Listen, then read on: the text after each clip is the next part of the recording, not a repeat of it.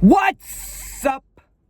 It's Kurtchair85, and I'm back here today on this beautiful rainy day. I love a rainy day. It's probably my favorite weather, except whenever I have to be walking in it. I don't like that. But whenever I'm like inside and I'm enjoying it, I'm just like loving the rain, you know?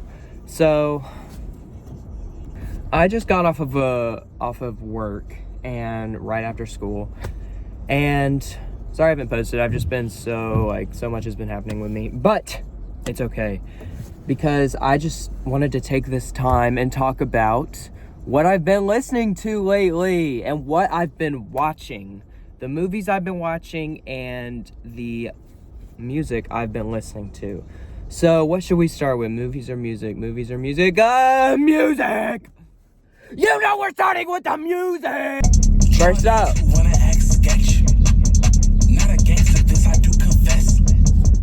Is the Paris, Texas EPs. If you don't know the hip-hop duo Paris, Texas, that's okay. I didn't really either. But they recently came out with 2 EPs back-to-back. They left me with a gun and they left me with a sword. And they... Sorry, I'm not trying to be like that. I'm not trying to be like Playboy Cardi-esque fan, like, guys! But it just goes hard, okay? And their dynamic is something that I can feel myself already becoming obsessed with. Like, it's already one of those groups that I feel myself, like, being like, I need to learn everything about them and listen to everything. Like, their chemistry is so funny. They're so funny. They be saying stuff that's so funny. Like, it's absurd a lot of the time, but, like, they're on top of these beats that are really cool. And these EPs specifically, like, I'm not talking about them as a whole, but these EPs are great. They're really funny. There's a bar. Fucking on the goat, bestiality. Took a tab, now I got a new reality. Funny as fuck. And it's just like constantly there's bars like that are just going off, and I love it. And it's also good kind of background if you don't want to like listen to the lyrics, but also if you do listen to the lyrics, they're super funny and good, and I like them. So the second EP is a little different, but they're like kind of just a whole album together, in my opinion. But I love them. They're really cool. I've also really been getting back into my like Zack Fox era. I've been listening to a ton of Zack Fox again. I used to listen to him like all the time. He was in my top 5 one year. But I'm getting back into his album, Shut the Fuck Up Talking to Me, which is really funny and good. I love funny music, I'm noticing. I tend to listen to funny music that's like hype. But his EP, Shut the Fuck Up Talking to Me, is very funny and he raps really well over it. Like, I think he has a lot of good personality on it. And there's a few songs that are short or just spoken word, but I don't really care, okay? Because the highs are highs. And I don't really think there's a low. Like, I think it's a good, like, experience to listen to as an album. And I think Zack Fox is a really good rapper, and I wish that he would do more rap. But right now he's, like, on a comedy tour or something, and he's doing Abbott Elementary and stuff. So I think it's a lost cause. I don't think he's going to go back to rapping for a while. But if he did, I would be very happy, and I would click on it immediately, because I think he is a really good rapper in my opinion, and he has a really funny album cover for that EP. So that's all I gotta say on the matter. And also, I was going back to his old singles too, and he just like has a history of really good singles. Like, I Got Depression, that song, that's Zack Fox. So, history of bangers, her story of bangers, her story. I've also been listening to this album by the Koreatown Oddity. I think I've talked to you about this before. Little Dominique's Nosebleed. That one's been on repeat. I did talk about that one in my like underground artist video, which I still feel like that title was a little too much. Like, listen to underground artists, but he was in that, and that album is just like in my top 5 of the decade. Like, I'm serious. It's some of the best shit ever. Like, it's so good at storytelling, and the rapping is so good, and he's so talented over it. I could listen to it every day, all day. And then I've also been listening to, we're gonna get into my last two, which are very girly pop, you could say. Last three, actually. I'm gonna say three. They're all kind of girly. Girly pop. Girly pop! Yeah! So I've been listening to, came out today, on this day, the new Pink Panther song, which is very good. I don't remember the title. It's about an American boy that she's been with. Again, just another dance pop bop that, like, we don't deserve, and we do not deserve Pink Panthers, and I think that she's just gonna kill it on this new, like, mixtape that she's dropping. And I honestly didn't know if we were gonna get another single from the EP, but we did, and I'm happy about it. I'm not complaining. And then I've been listening to, you guys are expecting this. Tell me you're not expecting this. What am I about to say? Charlie XCX. I've been listening to Brat and How I'm Feeling Now. How I'm Feeling Now, my favorite Charlie album. Brat is right under that. But both of them are just, like, already timeless. Timeless! Timeless! Timeless! Be timeless! Ever since I was a jade, I've been a jade. If I was you, I would get on my wrist. Sorry. It is timeless. And Charlie XCX is forever. And we love her forever. And I think she's great. You know? I think she's great. And the last one, I think I need to give some context for. So, I go on Danny Brown's TikTok a lot. Like, not his TikTok, his Instagram Reels, because I don't be on TikTok for real. But I get on Instagram, and I'll be on his Instagram Reels. And he does these things where he recommends music. And he puts me on to some gas normally. Like, I love his recommendations because I feel like me and him have very similar music tastes. And especially considering the collabs he's been doing recently, I'm like, I think we have similar music tastes. But, like, he put me onto, I think he put me onto Alice Long Gal. No, he didn't. But he did a collab with her, and that was great. He put me on he put me onto people, I swear. I'm not making this up. And I scrolled on this one, and he said, "What's up, y'all? It's Danny Brown!" He has an amazing voice. I love his voice. And he said, "What I've been listening to is Sled Pop Miami by Kim Petras." And I said, "Oh, have you, Danny? Have you been listening to Sled Pop Miami? Is that true?" Maybe I should. Maybe I should listen to Sled Pop Miami. Guys, I don't think I should have listened to Sled Pop Miami, but I'm so glad I did. It is so good. It lives up to the title, though. I will tell you that. If you know nothing about this album, you're gonna need a fat old warning and know that it is fat old explicit. Compare it. It is akin to a cupcake, which I might see soon, which would be insane. But it's like a cupcake kind of album. There's songs called Gag on It, Butt Slut, Rim Job, Get Fucked. You know, stuff like that. Normal stuff that you would be expecting. The song Gag on It starts with literal audio of a blowjob that is the most, like, heinous shit I've ever heard. Oh my god. Like, it's like a nasty sound. It's not appealing, but I think that's why it's Miami, because it's kind of supposed to be trashy and supposed to be like fun club music, which it is. And I think it's fire, low-key. Like, the song Get Fucked, I can't lie, it's a banger. Like, a lot of the songs on here are bangers. And I downloaded this, like, app to, like, look at music ratings, and, like, it was like a letterbox, but for music. I don't know.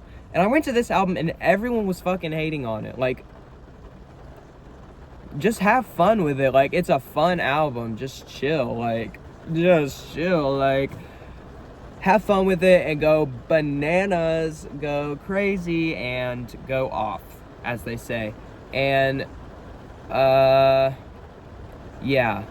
I think it also comes around full circle to being kind of like, I don't know. I feel like it's so exaggerated that Kim Petras is like, I don't know. I feel like there's something beyond what it is, because Kim Petras is smart and like she has been through stuff, obviously. So I feel like there has to be some, I don't know what I'm saying. Also the new Lorde song, but we're not going to talk about that for real. Now we're getting to my real passion. The movies. Yeah. So recently I have been watching movies, good movies. And let's start with The Ugly Stepsister, which I watched recently.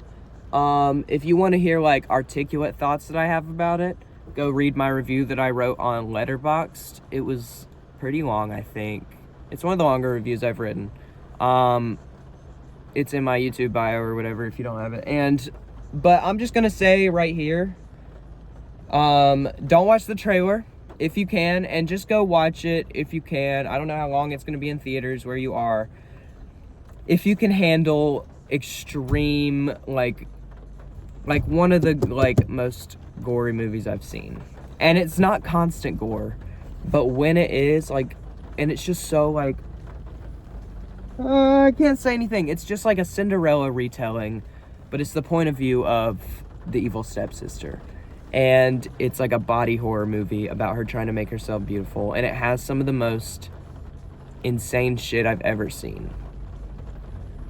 Last thing I'll say about it, because I really don't want to give too much away if you're interested in it, is that the last scene is some of the most heinous shit I've ever seen. And physically made me go like this. Like, I was watching it and I went like that. I didn't almost throw up, but I just, like, my body had a reaction. Because it was so visceral and gross and disgusting. And I couldn't handle it. Guys, I couldn't handle it. I can't do that for long, okay? Like, I'm normally good with, like, gore and stuff. But this specific thing, a lot of the things in this movie tapped into specific phobias that I have. Like, not like real phobias, but things that kind of get me. So, yeah, just be ready if you are curious about it. I also watched Sinners. I did it. It's amazing. If you haven't seen Sinners already, go fucking see it. What are you doing? What are you doing? Go see Sinners, because it's just such an amazing blockbuster, and it's so fun, and it has great themes, it has great music, it has great acting. I didn't even realize Michael B. Jordan was playing two different people at first. Like, I knew that, but I like forgot, and then I didn't remember for a while because he plays them so differently and so well. So good. So Sinners is amazing. Some great gore, some really good freaky shit. Y'all know what I'm talking about if you've seen it. That type of shit. That type of shit. You know what I'm talking about. If you've seen it. And yeah, go support it. It's an original movie. So yeah, go watch that shit. I also watched a Croninberg movie. My first Croninberg non-horror movie. A History of Violence, and this is one of the best Croninberg movies ever. It's amazing, and it is about... Shut up! Don't say anything! Don't be mean! I said it wrong on accident! I didn't mean to!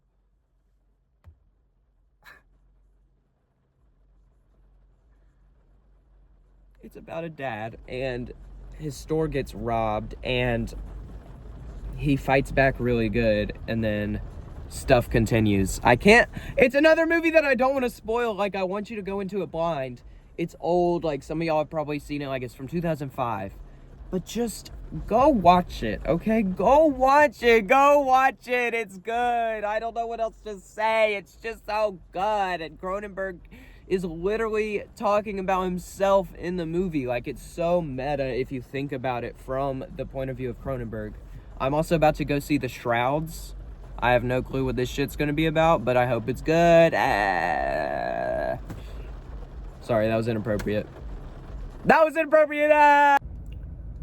I just got out of seeing The Shrouds.